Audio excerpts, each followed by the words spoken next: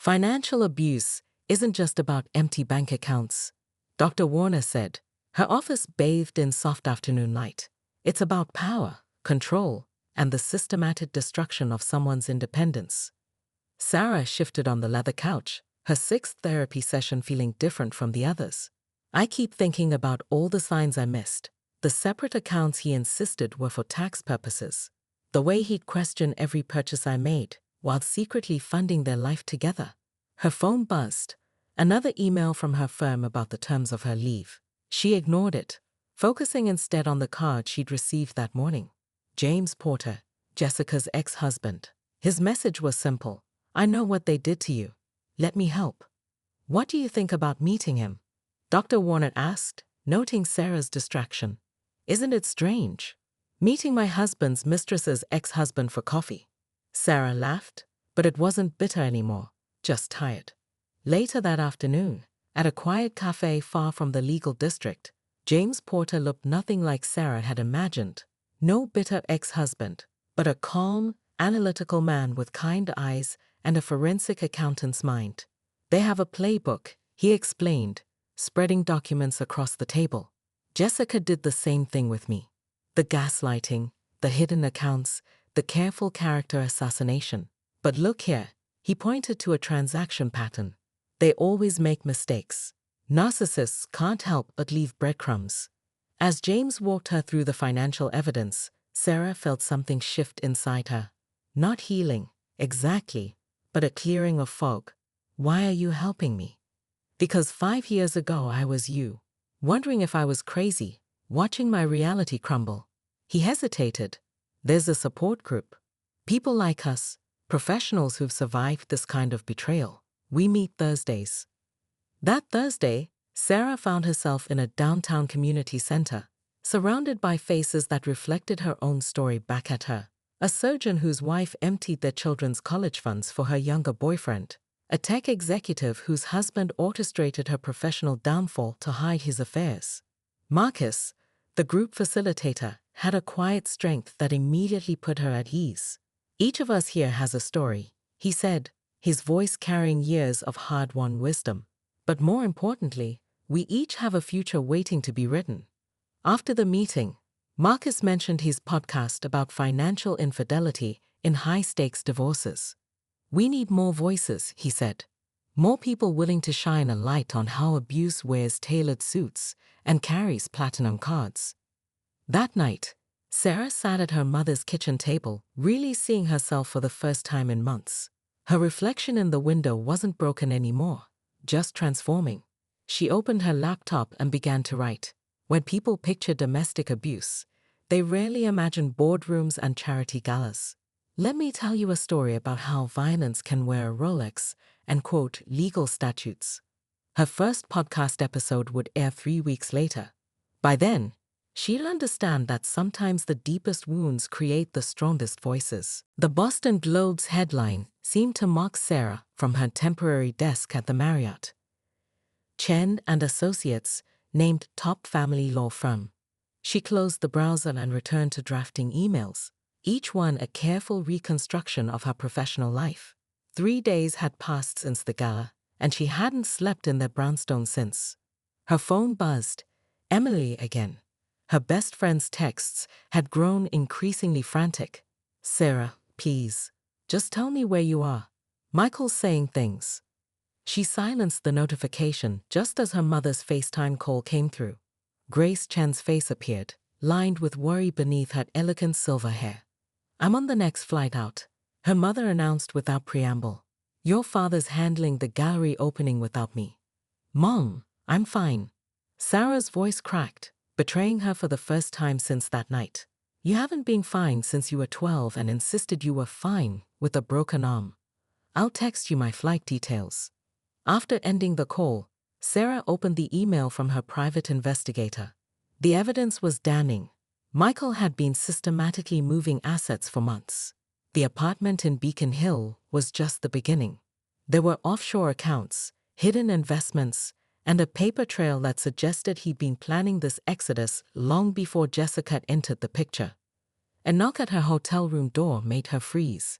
Through the peephole she saw Emily, clutching what looked like case files. "I know you're in there," Emily called out. "Security told me you checked in. Sarah, please. There are things you need to know." Sarah opened the door, but stayed in the doorway, blocking entry. Emily looked exhausted, her usually pristine court attire slightly rumpled. "He's saying you're unstable," Emily blurted out. "He's building a case, claiming you've been erratic, obsessive. The firm's partners are already distancing themselves. But I have proof." She thrust the files forward. "That he's done this before. Jessica, she has a pattern with married partners." Sarah's laugh sounded hollow even to her own ears. "And you're telling me this now? How long have you known, Emily?" The silence that followed was answer enough. "I saw the signs months ago," Emily finally admitted, tears welling up. "But I thought if I told you, I'd lose my shot at partner. Michael made it clear my promotion depended on discretion." "Get out." Sarah's voice was ice. "And tell Michael his attempt to freeze my accounts failed. Unlike him, I actually understand financial law." That night, alone in her hotel room, Sarah drafted 3 emails. One to Boston's top divorce attorney, one to the firm's ethics board with detailed evidence of Michael's financial misconduct, and one to her project team, explaining her temporary absence. As she pressed send on the last email, her mother's text arrived, landing in 2 hours. "We'll rebuild, sweetheart. We always do." Sarah looked at her reflection in the hotel window, the city lights creating a halo around her silhouette. Tomorrow, she would start dismantling the life she'd built with Michael, piece by piece. But tonight, she allowed herself one moment of grief for the woman who had believed in perfect love and unbreakable vows. Sarah stood before the Richardson Development Board, her presentation on the $50 million eco-friendly complex projected behind her. 3 months after leaving Michael, she'd thrown herself into this project, making it her lifeline. But today, something was off. "Ms. Chen," Barbara Richardson interrupted, her reading glasses perched low on her nose. "These design modifications seem erratic compared to your original proposal." Sarah's hands trembled slightly as she changed slides. The room felt too warm, too small. Her phone buzzed quietly in her pocket, probably another email about Michael's latest court filing. He'd managed to convince a judge that she'd emotionally manipulated him by investigating his affairs, painting himself as the victim. The modifications reflect recent environmental impact studies. Sarah's voice caught as she noticed several board members looking at their phones. The whisper started immediately. "Is this her? Chen's wife? Did you see the Post article?" Barbara held up her tablet, showing a viral video from last week's charity gala. There was Sarah, confronting Jessica in the women's bathroom, the younger woman's smug smile as she detailed every lie Michael had told during their marriage. Someone had recorded it all, edited it to make Sarah look unhinged, desperate. The room began to spin. Sarah gripped the podium, but the words on her slides blurred together. She could hear her heart pounding in her ears, feel the sweat beading on her forehead. "I apologize," she managed. "I need a moment." But her legs wouldn't move. The panic attack she'd been staving off for weeks finally claimed her, right there in front of Boston's most influential developers. She slid to the floor, gasping for air, as someone called for medical assistance. Hours later, in her mother's guest room, Sarah scrolled through the professional fallout. The video of her breakdown had gone viral in architectural circles. "Top Architect's Public Meltdown," read one headline. "Chen Drama Continues. Professional Consequences," proclaimed another. Her phone lit up with a text from an unknown number, a link to Jessica's Instagram story. Her perfectly manicured hand, sporting Michael's grandmother's ring, the one he promised would never leave the Chen family. "Congratulations to the future Mrs. Chen. #love wins #worth the wait," read the caption. Sarah dropped her phone, a hollow laugh escaping her throat. Then another. Soon she was laughing uncontrollably, tears streaming down her face, until the laughter turned to sobs. Grace Chen found her daughter curled up on the floor, clutching her phone. Without a word, she sat down beside her, pulling Sarah's head into her lap like she used to do when Sarah was small. "You know what the worst part is?" Sarah whispered, her voice raw. I keep thinking, what if I'm not having a breakdown? What if I'm finally waking up? Outside, rain battered against the windows, and somewhere in the distance, thunder rolled across the Boston skyline. In the morning, Sarah would learn that she'd been placed on indefinite leave from her firm. But for now, she let herself be held, finally allowing herself to feel the full weight of everything she'd lost and everything she'd need to rebuild. Sarah Chen's fingertips traced the edges of the cream-colored receipt she'd found in Michael's jacket pocket while doing their weekly dry cleaning sorting. Westin Hotel, downtown Boston. Dated last Wednesday, when he was supposedly presenting at a conference in Chicago. The paper trembled slightly in her hands, but her architect's mind immediately began cataloging details. $347.82 for room service, 2 glasses of Macallan 18, and a late checkout. She stood in their walk-in closet, surrounded by the trappings of their carefully curated life.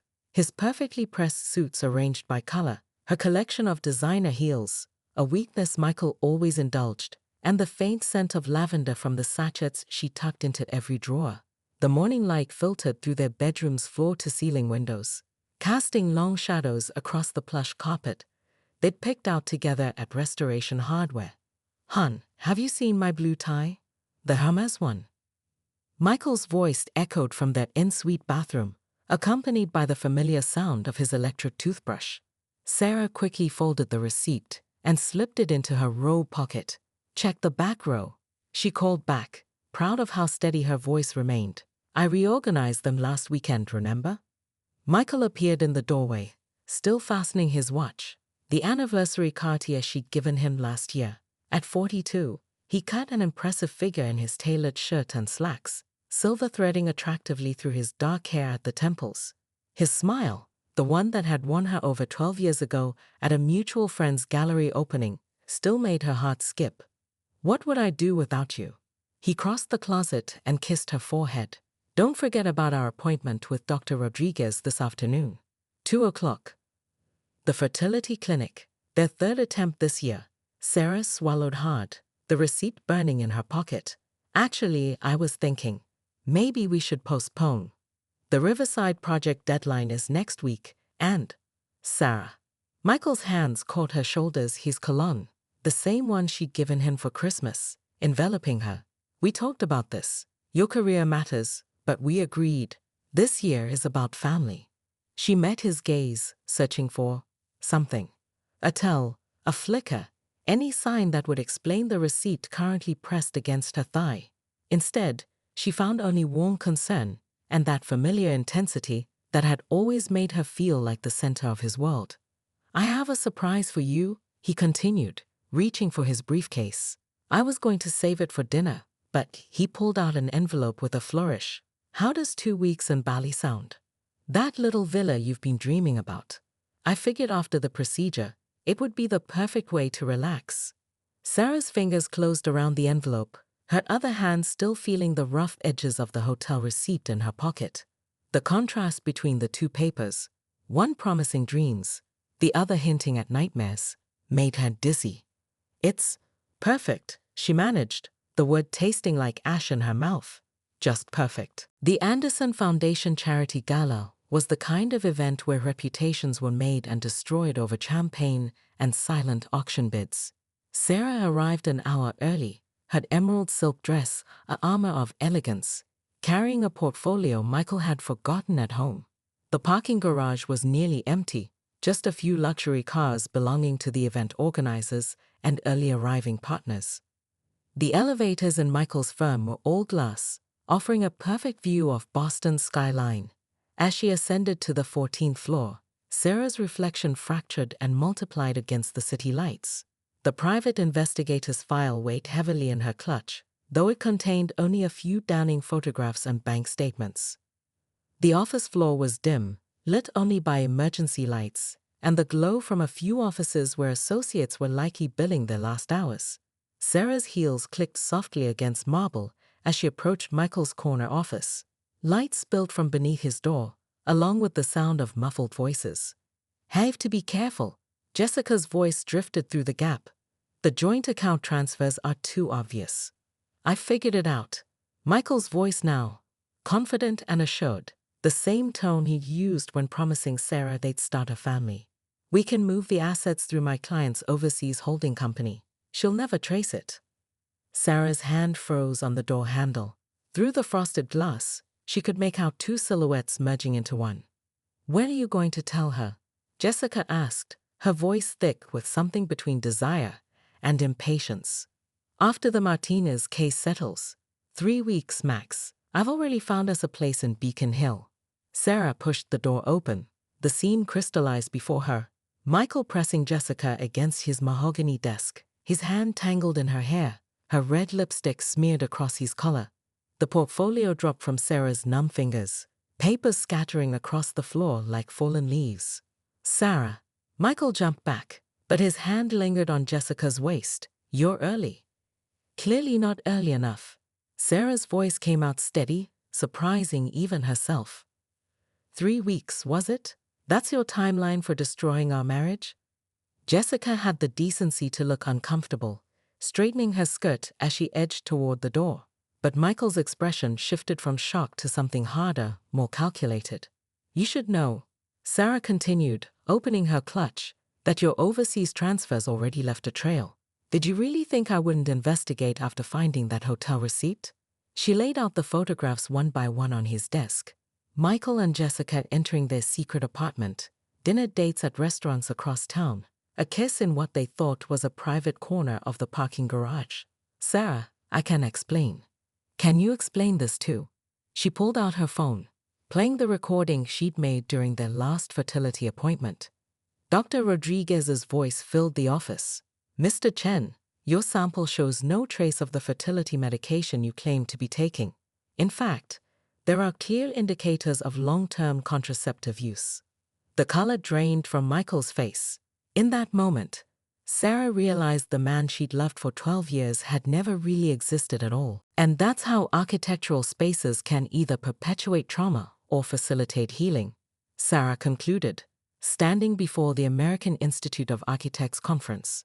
Her presentation on the innovative domestic violence shelter design had captured everyone's attention, but it was her personal story woven through the technical specifications that held them spellbound. As applause filled the auditorium, she caught sight of a familiar face slipping out the back door. Jessica Porter, looking considerably less polished than her Instagram facade would suggest. Sarah had heard rumors about trouble in paradise, Michael's pattern repeating itself with a new associate named Claire. Ms. Chen. A reporter from Architectural Digest approached as Sarah left the stage. Your shelter design is revolutionary. Sources say you're being considered for the Hammond Prize. Sarah smiled diplomatically, years of corporate training serving her well. The real revolution is in how we're funding it. The Financial Abuse Survivors Foundation has. Her phone buzzed with a news alert.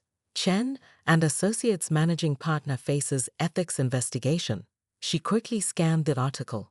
Multiple women had come forward, inspired by her podcast. Michael's carefully constructed world was unraveling, thread by thread. Later that evening, in her hotel suite overlooking the Chicago skyline, Sarah hosted an informal gathering of fellow architects and domestic violence advocates. Her podcast co-host, Marcus, worked the room with easy charm, while James Porter discussed financial forensics with a group of fascinated shelter administrators. Your story saved my career, a young architect confided in a quiet moment. I was dating a senior partner, didn't see the red flags until I heard your episode about professional isolation tactics. Sarah's phone lit up with a text from Emily, her former best friend. He's doing it again. Claire found evidence. Can we talk? Before she could respond, Marcus appeared at her elbow. TMZ just broke a story about Michael and Jessica's engagement being called off. Apparently, she found texts between him and Claire. Sarah felt a strange mix of emotions, not satisfaction exactly, but a sense of cosmic alignment. She declined Emily's call, no longer interested in being anyone's confessor or savior. The Hammond Committee is announcing tomorrow, Marcus continued, his hand brushing hers briefly. Their relationship had evolved slowly from support group facilitator to podcast co-host to something not yet defined, but full of possibility. Whatever they decide, Sarah replied, surveying the room full of advocates and allies she'd gathered. We're already winning the bigger fight. Her phone buzzed again. Grace Chen sending a photo of the latest foundation donation. A cashier's check for 7 figures, signed by Jessica Porter, with a post-it note attached. You were right about everything. I'm sorry. Sarah slipped the phone back into her pocket without responding. She had a shelter to build, a foundation to run, and a life to live. Some acknowledgments came too late to matter. The thing about broken vows, Sarah began her TED talk, standing confidently on the red circular carpet, is that they don't just break hearts, they break entire worlds. But sometimes, in that breaking, they create something stronger. The audience sat captivated as she clicked through slides of her shelter designs, now implemented in 3 cities. Each image showed spaces that transformed pain into possibility.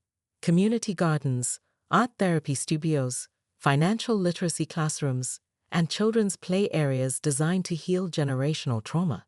In the front row, Marcus smiled encouragingly, their matching gold bands catching the stage lights. Their wedding 6 months ago had been intimate, just family and close friends in her mother's garden. No society photographs, no firm politics, no performance of perfection. Just love, built on a foundation of mutual respect and shared purpose. After the standing ovation, Sarah's phone lit up with a message from James Porter. Guess who just made partner at Dixon and Mez? She grinned, remembering how her recommendation had helped her former husband's ex-wife's ex-husband, a tongue twister that always made her laugh, land a position at Boston's most prestigious forensic accounting firm. Outside the venue, autumn leaves scattered across the sidewalk as Sarah and Marcus walked to their celebration dinner. They passed her old brownstone, now the foundation's flagship transition center, its elegant facade maintaining privacy while its interior bustled with women rebuilding their lives. Michael sent another settlement offer, Marcus mentioned casually, knowing she'd want to know. His legal troubles are mounting. Apparently, Claire's recordings are particularly damaging. Sarah paused, looking up at the building that had once been her prison of perfection. Send it to legal. I'm done engaging directly.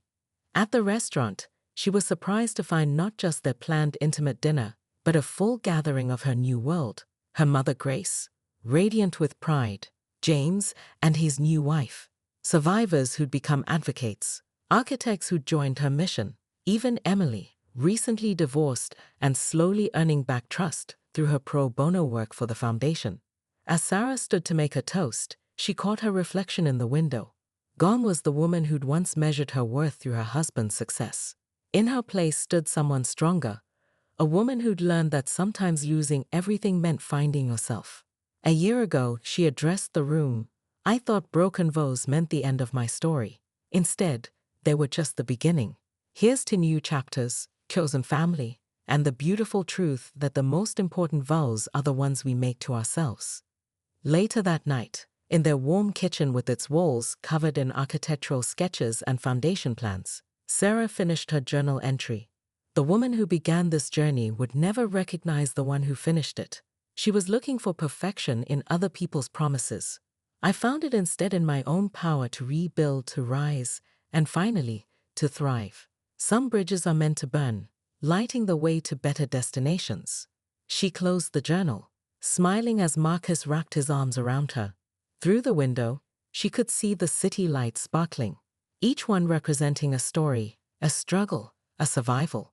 Her story was just one among many, but it was hers, and she'd made it count. The crystal glasses clinked as Sarah arranged them on the dining room table, each one perfectly spaced.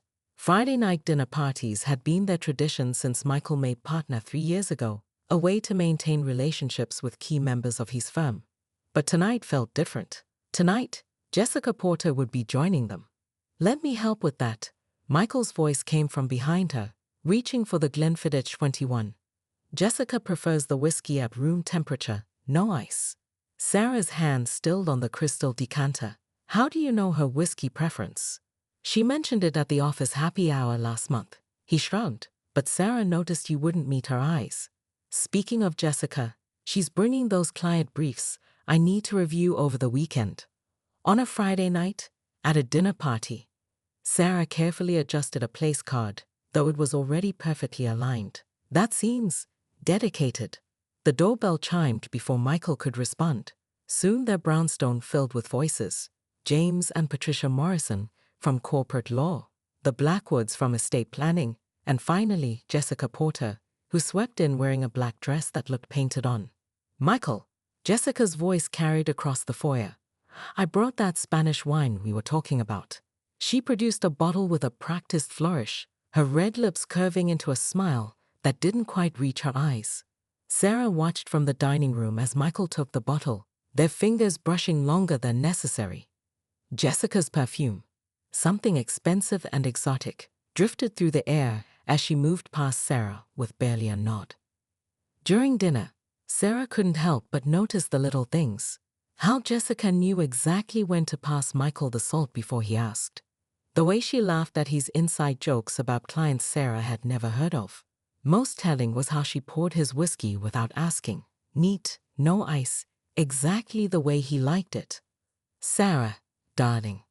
Patricia Morrison's whispered voice startled her. They were in the kitchen, away from the others, supposedly getting dessert. Are you all right?